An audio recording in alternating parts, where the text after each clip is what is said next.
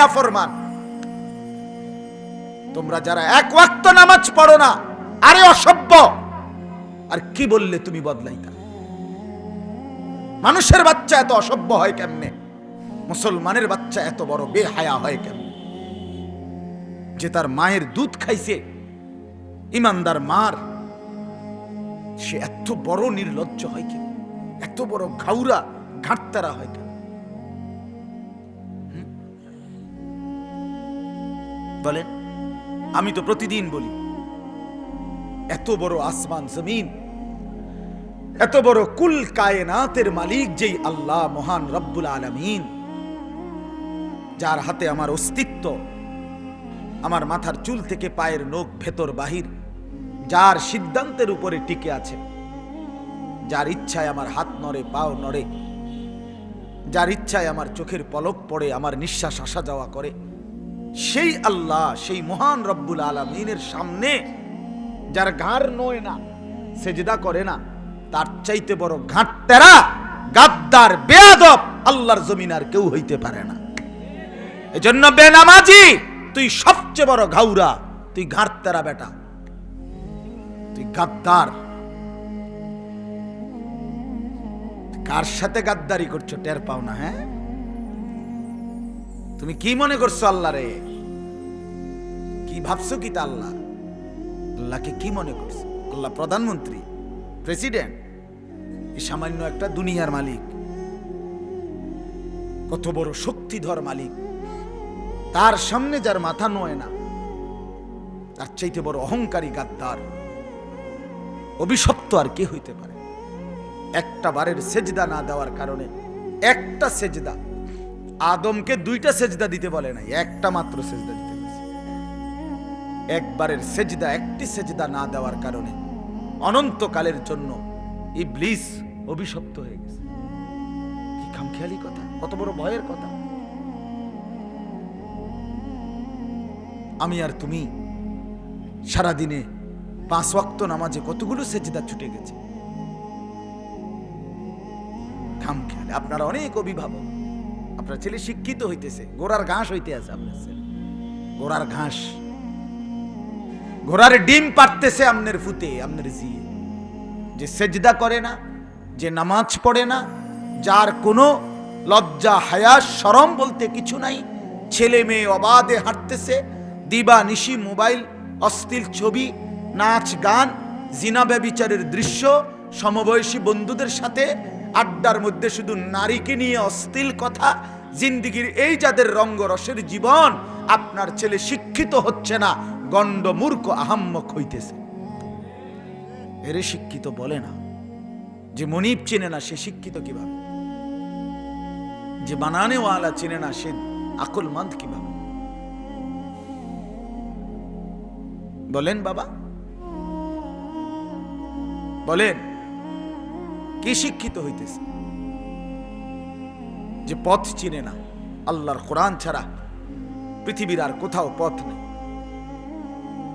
পথ শুধু কোরআনে, গন্তব্য, রাস্তা, পথের সন্ধান, গন্তব্যের সন্ধান। বাংলা বইয়ে পথ নাই, পড়া আছে। অঙ্ক বইয়ে পথ নাই, পড়া আছে। ইংরেজি বইয়ে পথ নাই, পড়া আছে। পদার্থ জীববিজ্ঞান, রসায়ন বিজ্ঞান বইয়ে কোনো রাস্তা নাই, কোনো পথের সন্ধান নাই, নির্দিষ্ট বিষয়ের কোনো পড়ালেখা আছে। সেটা হলো দুনিয়া উপার্জনের, দুনিয়া সাজাবার কোনো পড়ালেখা থাকতে পারে, কিন্তু পথ যেটারে কয়, হেদায়েত, গন্তব্য, রাস্তা, মঞ্জিল, চূড়ান্ত ঠিকানা, নিজের শেষ মাথা, টার্গেট, এটা শুধুই আল্লাহর কোরআনে আছে। হুদাল্লিন নাস, আল্লাহ কোরআনে বলছে এটা হেদায়েত, এটা রাস্তা। হুদাল্লিল মুত্তাকিন, এটা হেদায়েত। যালিকা হুদাল্লাহ, আল্লাহ বলছে এটাই আল্লাহর হেদায়েত। অনেক আয়াত কোরআনে। ইয়াহদি বিহি মান ইয়াশা, আল্লাহ বলেন এর দ্বারাই আমি যাকে ইচ্ছে করি পথ দেখিয়ে থাকি, এর দ্বারাই ই প্রত্যয় যোগ হবে, অর্থাৎ এটা দিয়েই শুধু। এজন্য কোরআন বঞ্চিত, যে আল্লাহর কোরআন দেখে দেখেও পড়তে পারে না, আল্লাহর কোরআন যে পড়তে পারে না, সাফ কথা। আপনি ভাত মাছ খানার বুঝ জানেন, দুনিয়া চলবার বহু কিছু জানেন, ঠিক আছে, কিন্তু আপনি পথ জানেন না, আপনার কাছে কোনো পথ জানা নাই। ছোটবেলায় আমরা একটা গল্প পড়ছিলাম বাংলা বইতে, পথ জানা নাই, পথ নাই। হ্যাঁ, যদি বলে কেউ চ্যালেঞ্জ করেন, বুঝতে চাইবেন, তর্কও করবেন, ঠিক আছে, আমি রাজি আপনার সাথে কথা বলতে, ইনশাআল্লাহ।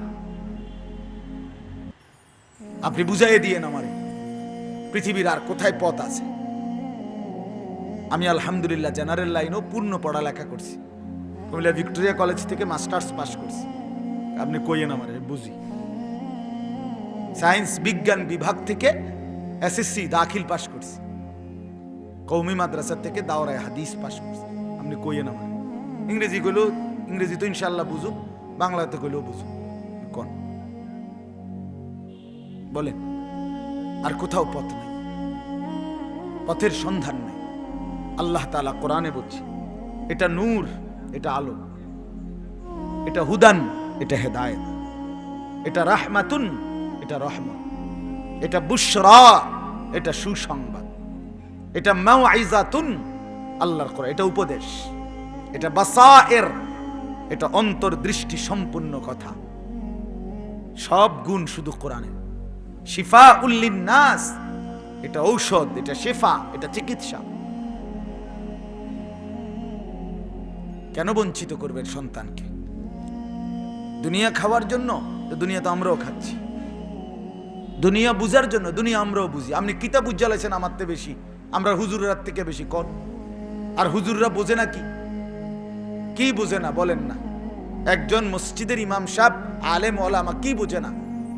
আপনারা সাধারণ মুসলমান, আপনারা যেটারে ফাঙ্গাস মাছ বলেন, আমরা হুজুররা এটারে তেলাফিয়া মাছ বলি। কথা বলেন না তো? তাহলে আমরা বুঝি না কিতা? আপনারা যেটারে টাইলস বলেন, আমরা এটারে মাটি কই, তো আমি বুঝি না কিতা? আপনি যেটারে বেড়া কন, আমি এটারে বেড়ি কই, তো আমি বুঝি না কিতা? কি সমস্যা আমার? আপনি বেশি কি বুঝা লাইলেন? অতিরিক্ত কি বুঝলেন? আল্লাহকে ছেড়ে কি বুঝলেন? আখিরাতকে ভুলে গিয়ে কি বেশি পেয়ে গেলেন বাপ? আমরা যারা মুসলমান, মোমেন, ইমানদার, আমাদের এই মুহূর্তে মূল ফিকির, মূল উচ্চারণ আমাদের জবানে, সেটা হলো মাহে রমজান। সত্যিকার অর্থে অনেকের কাছে এটা সাদামাটা মনে হইতে পারে, যার কি রমজান মাস আইলে অসুবিধা কি? আইব না, কত রমজানই তো আসছে গেছে, কি অসুবিধা কি? কিন্তু আহামরি কি না, এটা অনেক কিছু। এক গাফেলের কাছে কিছুই না, ইমানদারের কাছে অনেক কিছু।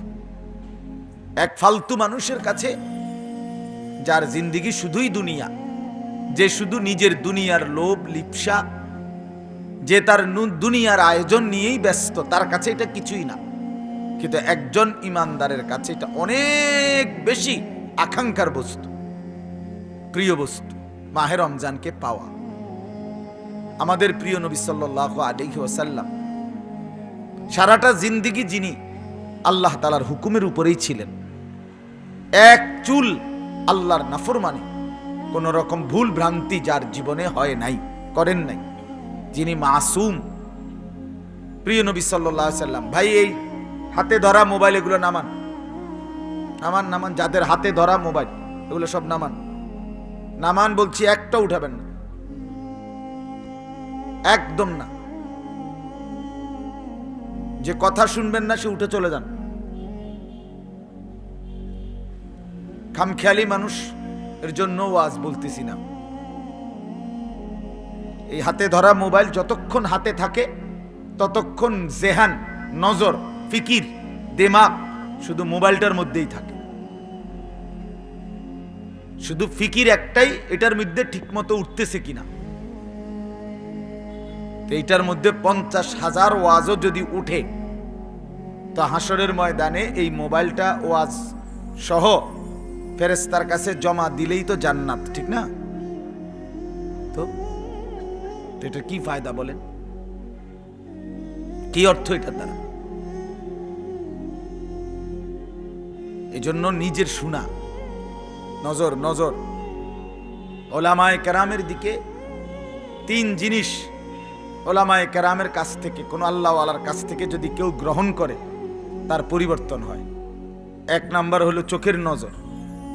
কোন আল্লাহওয়ালার নজর দ্বারা মানুষের পরিবর্তন হয়, ওলামায়ে কেরামের চোখের দৃষ্টি দ্বারা মানুষের জীবন বদলায়। 2 নাম্বার হাতের স্পর্শ, ছুঁয়ে দিছে, ধরে দিছে, মুছে দিছে, এর দ্বারা মানুষের পরিবর্তন হয়, ভীষণ পরিবর্তন হয়। 3 নাম্বার হলো হৃদয়ের নড়াচড়া, অর্থাৎ কোন আল্লাহওয়ালা আলেমে দ্বীনের বুজুর্গ নেককারের কাছে যদি কেউ বসে আর ওনার অন্তরের মধ্যে আল্লাহ তাআলার মহব্বত নড়াচড়া করে, জ্বলতে থাকে মহব্বত, আল্লাহর মারিফাত, ওইটার কাছে যে বসে তখন সেও আপনার তার দ্বারা উপকৃত হয়, তার দিলেও আল্লাহর মহব্বত ট্রান্সফার হয়, সরবরাহ। আগুনের কাছাকাছি থাকলেও আগুনের ভাব লাগে, আস্তে আস্তে শরীর, সারা শরীর আগুন তো জ্বলছে ওইখানে, কিন্তু কাছে বসার কারণে ধীরে ধীরে ঠান্ডা শীতের মধ্যে মানুষটার সারাটা শরীর ধীরে ধীরে অল্প সময়ের পরে তার শরীরটাও গরম হয়ে যায়, হয় কি না বলেন? এজন্য কাছে বসলে ফায়দা হয়, চোখের নজর পড়লে ফায়দা হয়, হাতের স্পর্শ লাগলে ফায়দা হয়।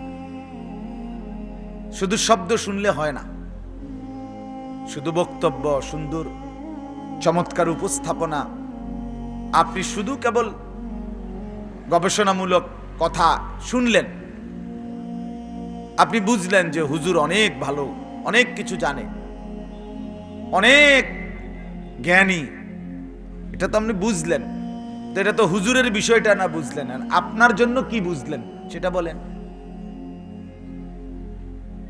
কথা বোঝেন নাই আমার? আপনার নিজের জন্য কি অনুভব করছেন সেটা কর। হুজুর আপনি বুঝছেন আর অনেক জ্ঞানী, তা আপনার জন্য কি সবক নিলেন? আপনি বদলাবেন কখন?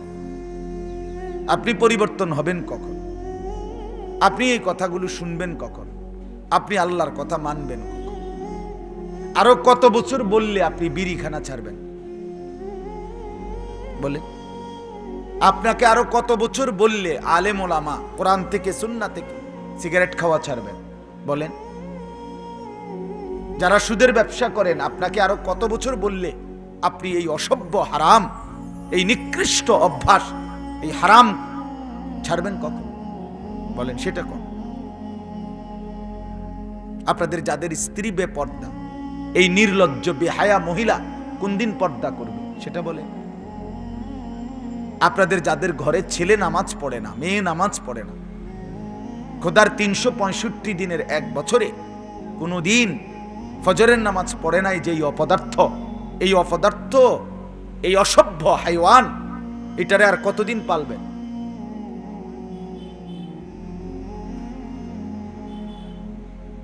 সেটা বলেন।